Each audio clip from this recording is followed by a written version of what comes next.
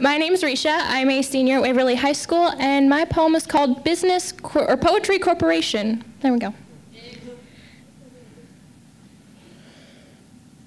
I sit in my college business class listening to this overly sarcastic scholar rambling on and on about supply and demand, his tie in his hands wiggling as he gesticulates at the PowerPoint displayed on the marker board, fingers punctuating each point as if his every word were the epitome of perfection, and trying to shove us unceremoniously into the real world, with a constant reminder that adulthood is rushing at us like responsibility-laden, money-eating, hope you don't crash and burn train. A train that doesn't care where you came from or what you've done. A train bursting with pencil and appointments, highlighted meetings, and important dinners with more important people. A train that will run you over with its miles and miles of neon graffitied cars, overflowing with the crumbling sandcastles of our future economy, inundated with our future children munching bags of coins like chips, dressed in clothes of paychecks stitched together, holding diplomas made of hundreds of dollar bills, only for that train to come to a screeching halt and back right over you again, just because it can. But my mind?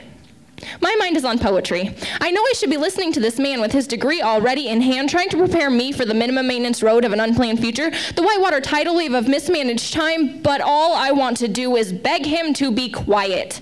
All I want to do is push him off the fiscal cliff. All I want to do is watch him trip and fall in a stock market dip, to be crushed and flattened by a corporate shift so my mind can wander back to poetry.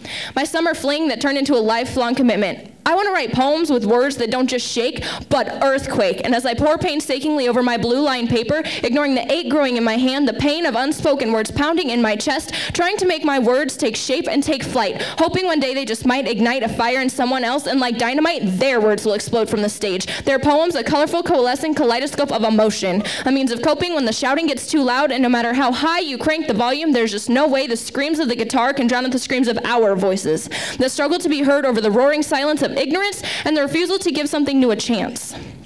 So when the final straw is dropped onto the mountain already bending your spine, when that boy you scribble secretly in the margins of those business assignments left unstarted wrinkles his nose in disgust when you accidentally brush by him in the hallway, you don't yell.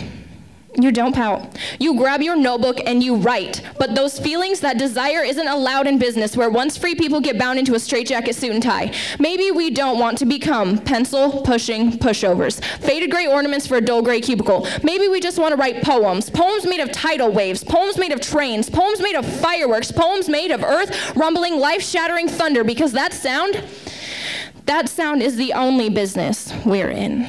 Yes.